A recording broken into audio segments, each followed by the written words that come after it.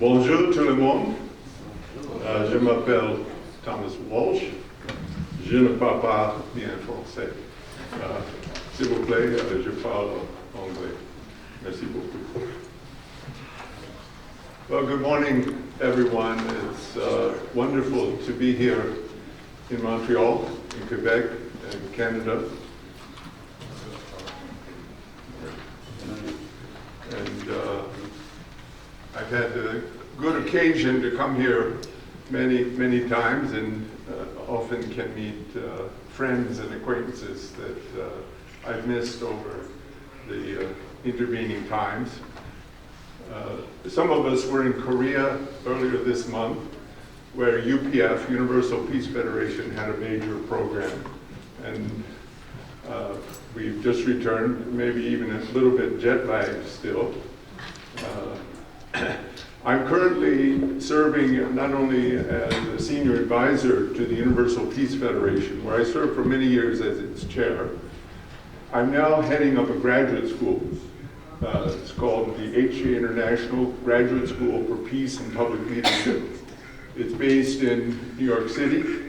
It offers graduate programs in religious studies and a field known as peace studies, which does a very systematic examination from a scholarly academic level of how we can try to promote peace in our world and raise up individuals, men and women with kind of increased capacities to work in areas of diplomacy and peace building in general, including inter-religious peace building, which I'll talk a little bit about with this short presentation. So I prepared a PowerPoint to talk about our topic for this program on, let's see,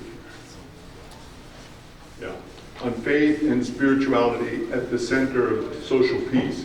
This is fundamental to the work of UPF. You read about its principles, talk about God, it talks about the role of the family, the importance of having a moral and spiritual foundation to our outlook on life, and the importance of dialogue, that we learn to know about one another and through dialogue together develop better understanding, mutual respect, and on that foundation build a base for more harmony and cooperation as a goal.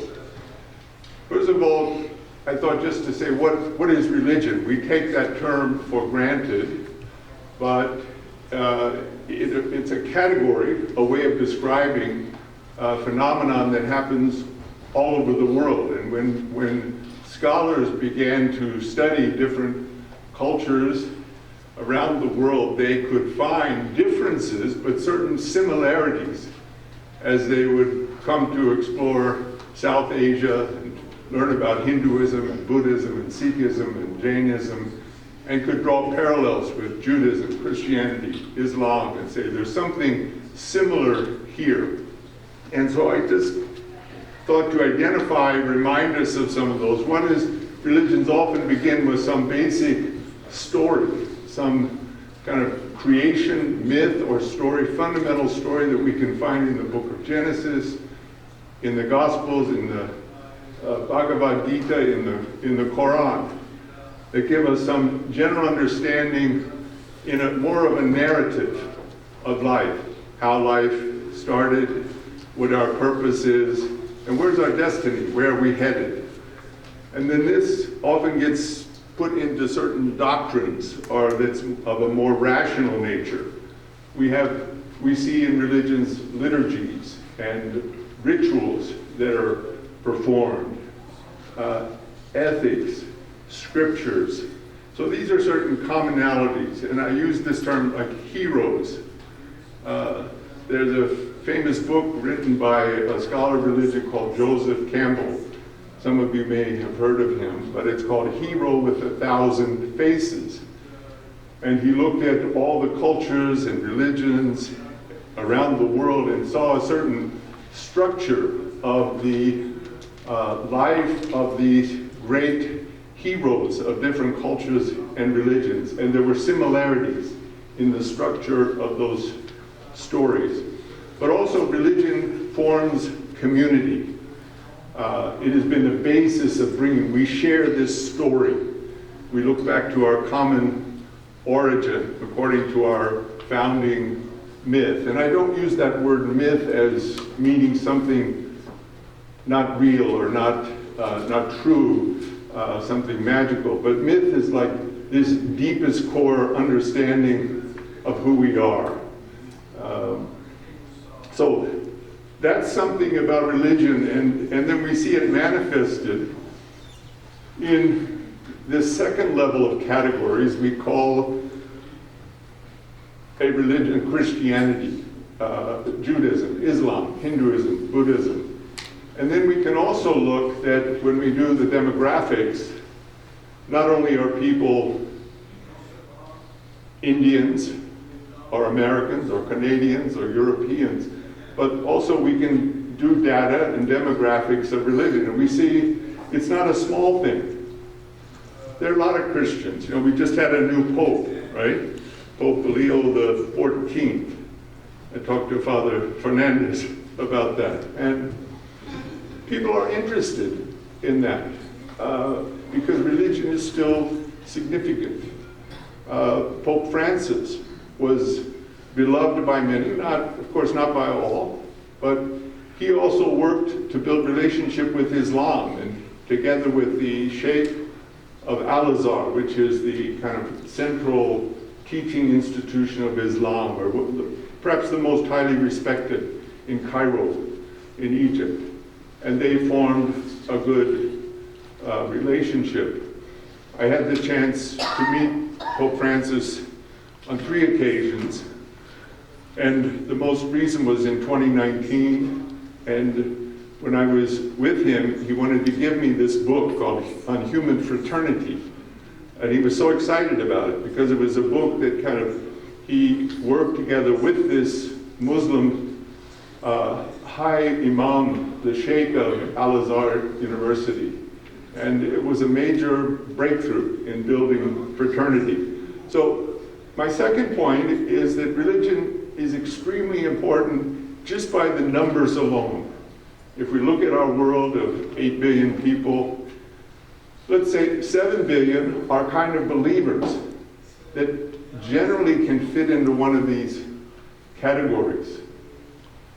And I'll get to why that's significant. The third point is that religion has social significance, meaning it impacts society because it shapes our identity, and we are the units of being that make up society.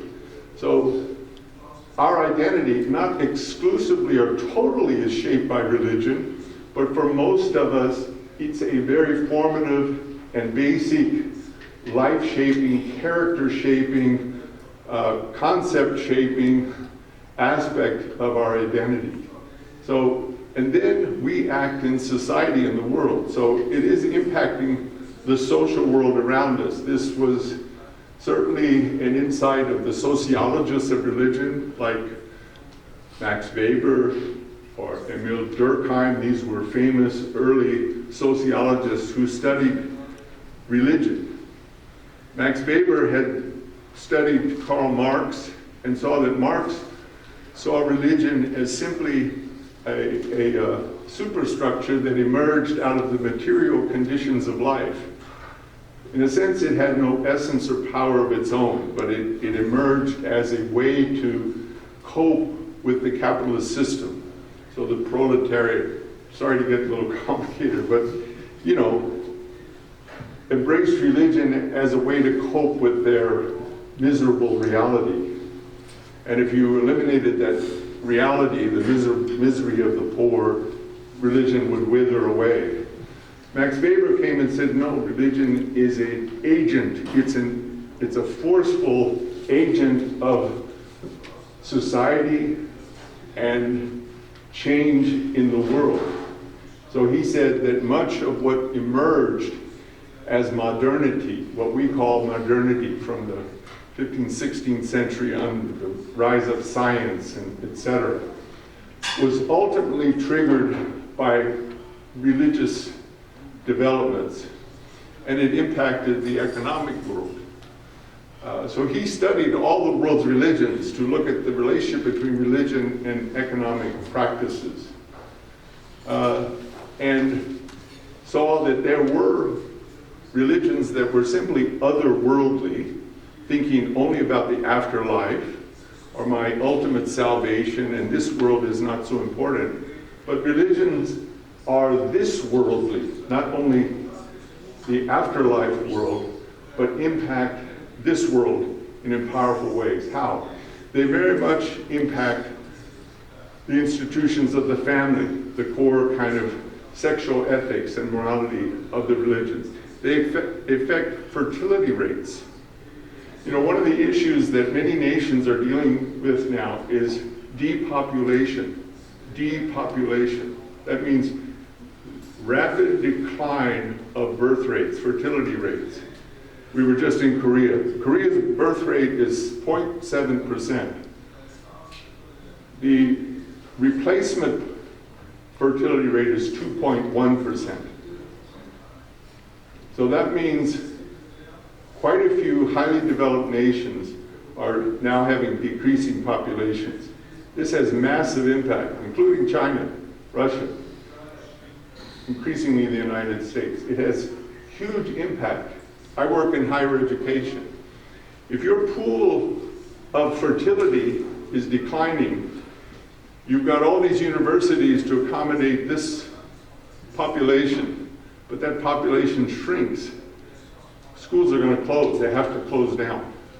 The funds that come in through, anyway, there's a correlation between religion and fertility that's quite important. It's like an ecosystem. And when you pull it out, and more highly religious correlate, even if you're anti-population growth, it's an empirical thing.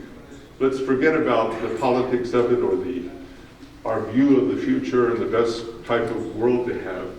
There's a correlation between religion and fertility rates. Literacy, the Protestant Reformation and the printing press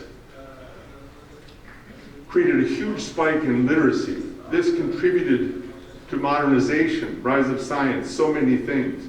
So these often underappreciated, taken for granted factors that impacted history also have correlations with religious factors, education.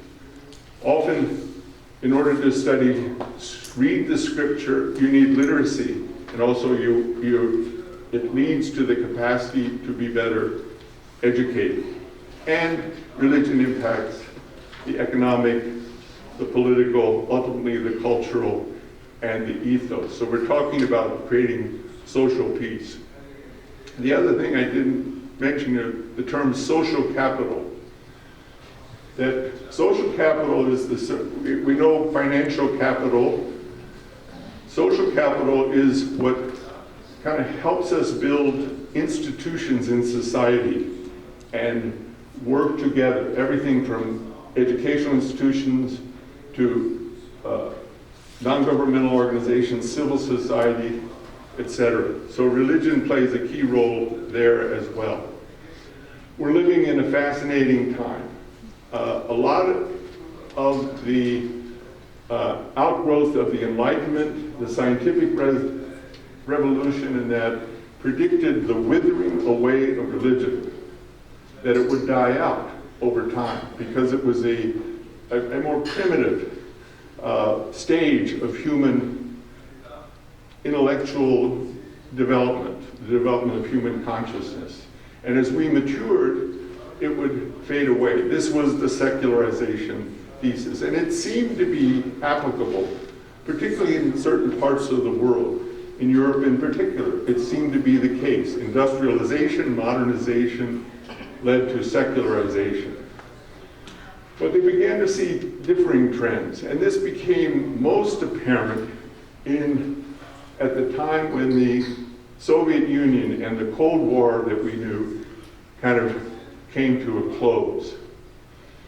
Because what started to emerge was a resurgence of religion.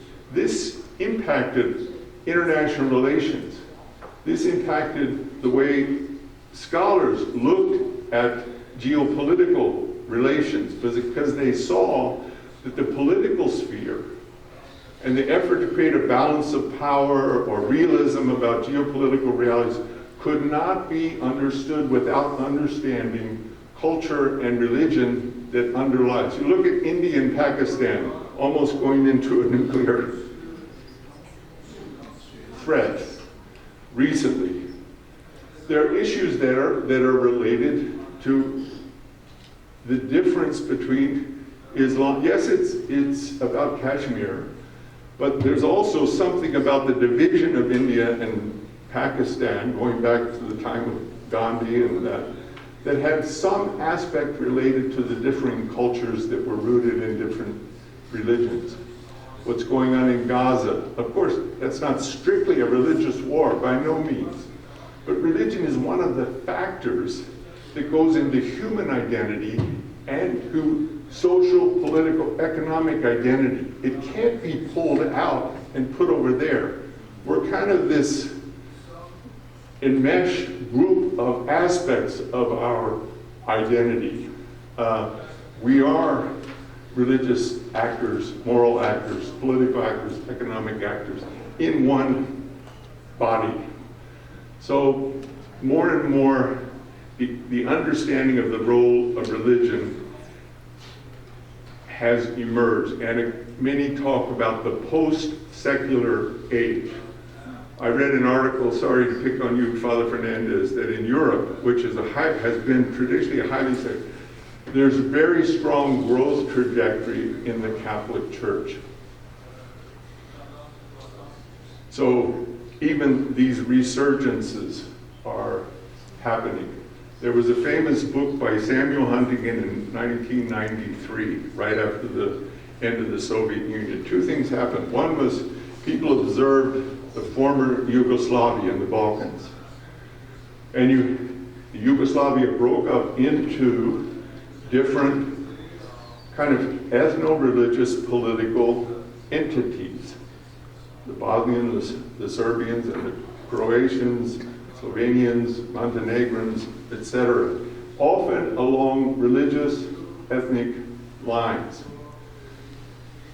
It meant that people still cherished our belongingness based on our religious, cultural roots and identity, and even a desire. We want a land for our people. Anyway, it meant that religion was still something very much linked to human solidarity. The other was a book by a political scientist named Samuel Huntington, who came out with a book in 1993 called The Clash of Civilizations. And his thesis was ultimately that we have been living through an age of ideological, the communist ideology and the liberal democratic free market capitalist ideology, a kind of a political economic ideology. Religion, inconsequential. You know, it's kind of a private sphere. It's not really relevant to big power politics. Huntington's contribution was to say we are going to see the rise, move away from the political economic ideology era to the era of civilizational emphasis. So when you look at, for example, even within China, China will not try to articulate universal values. China will say, we don't buy into the model of the liberal democratic West claiming to represent universal values. We think that's bogus. There are our Chinese values. But Vladimir Putin is all going to say, we are advocating Russian values. We are a unique civilization. So it creates a very new dynamic where, what's the point? Religion is a significant factor in the dynamics of world affairs. It's also we're at a time where we're observing a shift from globalization to more nationalism. And this is not just a Donald Trump phenomenon. This is happening widely in many parts of the world. Many books coming out on the decline of the West, the decline of democracy, right? People are concerned about that. Where are we headed? And so these are factors of also postmodernism is a worldview that says anyone who's trying to tell you they're universals is on a power trip to dominate you. I mean, that's probably unfair, but it's something like that. That the claim of universality is a Western and post-Enlightenment approach that has done more harm than good in a way. So you're getting more pluralization. This leads to the sense of national identity too, in an unintended consequence way. So we're in very interesting times and challenging times, to say the least. These are some of the books I mentioned. Samuel Huntington. There's a famous book by Douglas Johnston called The Missing Dimension of Religion, the Missing Dimension of Statecraft, that we've missed religion. Jimmy Carter wrote the preface to this book. We missed how religion is a factor in global affairs. And this was a big change. Madeleine Albright wrote the book, The Mighty and the Almighty. Also, she was a Secretary of State from the United States. Jeffrey Haynes, An Introduction to International Relations and Religions. These kinds of books began to proliferate. Religious soft diplomacy, how religion is also involved in peace mediation. So, is religion a source of conflict or a source of peace? Is the human being a source of conflict or a source of peace? In some ways they're similar questions. And the answer is it can go either way. Is AI going to be for the good, or is it going to be something tragic and destructive and evil? We don't know the answer 100%. We're concerned because we know the history of humanity since Adam and Eve or whatever, that it's not been all good. So, a lot of looking at the world. I don't have time to go through this. My time is running out, but we can kind of go through the world, and I don't think it's correct to say religion is the source of conflict. Once again, if we develop this theory of the human being and of human society, where it's a mix of religion, culture, politics, economics, and ethics, they're not discretely compartmentalized like in a university. Oh, you came to the sociology department. No, you need to go over to physics. We're not built that way. We're enmeshed in a complex aspect of these many parts of ourselves and societies and the world. And religion can function, should function, and we try to make it function in a very positive way. How? To conclude, ecumenical activity is extremely important. Within Christianity, there were many, many disputes. There were religious wars. To some extent, the emergence of the modern state in the 16th century, the Peace of Westphalia, was an outgrowth of wars that were somehow rooted in part in religion. So, ecumenical dialogue, intra-religious dialogue. In Islam, there are tensions between Sunni and Shia and some other sects of Islam.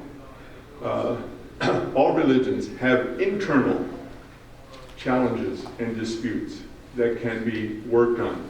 And then there is this wider ecumenism, or there's the interreligious dialogue that's needed. That religion can be a force for the soft power approach to peace. Governments have the instruments of military power, powers of coercion, and economic sanctions, another type of coercion. Governments can also do the soft power approach. and many do, trying to use diplomacy and build goodwill and that. But also the world of non-governmental organizations, faith-based organizations, can be leaders in that sector. I do a lot of work over the years at the UN. There are many, many non-governmental organizations, many of them faith-based organizations, very active, working at the UN, working with member states, seeking to encourage in directions that are moving toward peace. So I applaud you for being here today. I applaud the work of UPF here in Canada and its interest in peace. We're in a very challenging time. And the world is on the precipice of great opportunity, but also of potential disaster. Any number of wars and conflicts going on now could explode. And I mentioned AI. I'd love to talk with you about that, but that's another area, because that's also not just in the area of general information and ChatGPT and these and robotics, but it's also at the forefront of military development. And countries are worried about what another country is doing with AI, so they're going to do the same. So it leads to, as it always does, to military uses. So a lot of challenges, I think very important for faith-based organizations, religions to be active, to be well educated, to develop literacy in terms of religion, and help other people become more literate, not only about their own religion, but about other religions, engaging the other respectfully, seeking to dialogue. Dialogue doesn't mean just talk, but it means listen, and understand, develop mutual respect. And also kind of checking our theologies of religion, meaning how do I, as a Christian or a Muslim, how do I think theologically about the member of another religion? Do I have a theology? And that theology can think, oh, they are heretics, or my theology is they are doomed to damnation, they cannot be saved. Or do I have a theology that says they are also from the same God, and I love them, and I want to work with them, understand them, respect them? These are very important aspects for peace. Religion can be at the center of peace. I pray for this Leo the 14th, and pray for faith leaders around the world, because they can surely make a difference and make our world a world of lasting peace, and make social peace in our societies as well. Thank you for your patience.